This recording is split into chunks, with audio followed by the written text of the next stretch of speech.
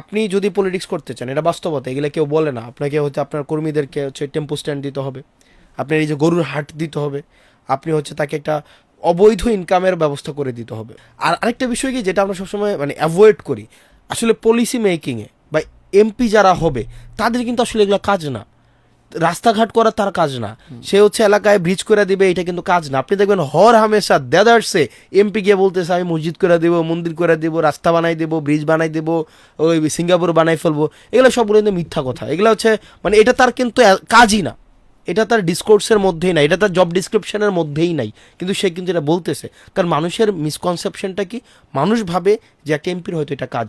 এবং দেখা যায় কি সে এটা করতে গিয়ে, আর আমাদের দেশে নির্বাচন ব্যবস্থাটা মানে ভয়াবহ রকমের হচ্ছে ব্যয়বহুল।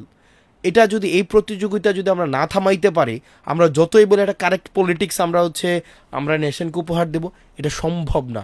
যত রাজনৈতিক দল আছে, ফেসিবাদ বিরোধী রাজনৈতিক দলগুলো আছে, যে আসেন দেশের স্বার্থে জাতির স্বার্থে আমরা পলিটিক্সটাকে একটু এটা ইজি করি, এটাকে এত কস্টলি না করি, ইজি করি, পাওয়ার পলিটিক্স থেকে বের হই, এই এই ক্যাডার পলিটিক্স থেকে বের হই, এই যে টাকার পলিটিক্স থেকে বের হই। এই পলিটিক্সটা অনেক বেশি ইজিয়ার বানাইতে হবে। এবং এমপি হওয়া, একটা উপজেলার চেয়ারম্যান হওয়া, একটা মন্ত্রী হওয়া, আমাদের মনে হয় যে এটা খুবই একটা আনন্দের জায়গা। 2009 থেকে 24 পর্যন্ত যদি দেখেন, এটা খুবই একটা গ্ল্যামারাস জায়গা, কারণ আপনাকে কোনো প্রশ্নের মধ্যে থাকতে হতো না, আপনি নিজের যা ইচ্ছা তা করতে পারতেন। কিন্তু আমার কাছে মনে হয় এই প্রজন্মের পরবর্তী পলিটিক্স যারা করবে, এমপি মানুষকে জোর করে বানানো যাবে না।